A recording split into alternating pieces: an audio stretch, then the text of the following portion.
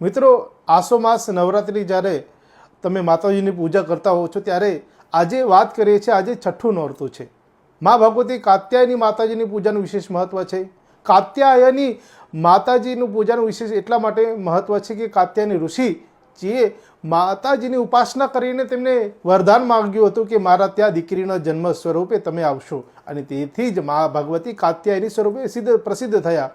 માતાજીની પૂજા પ્રારંભ કરવા માટે લાલ રંગના વસ્ત્રો ધારણ કરવા, તેમને જો નૈવેદ્ય અર્પણ કરવા હોય તો સુખડીનું નૈવેદ્ય વિશેષ પ્રિય છે. અને તેમને ફળની વાત કરીએ તો તેમને ફળમાં દાડમનું ફળ અર્પણ કરવામાં આવે તો વિશેષ તમને લાભ મળે, તમારી મનોકામના પૂર્ણ થાય. મા ભગવતી કાત્યાયની પૂજા કરવાથી તમારા જીવનમાં સારા સ્વાસ્થ્યની, સારા આરોગ્યની તમને પ્રાપ્તિ થાય, અને બહેનોના સૌભાગ્યની પણ સારી પ્રાપ્તિ થાય છે. તેમનું સૌભાગ્ય અખંડ રહે છે, અને માટે જ મા ભગવતી કાત્યાયની પૂજા તમને તમામ પ્રકારની મનવાંછિત ફળની પ્રાપ્તિ કરાવે.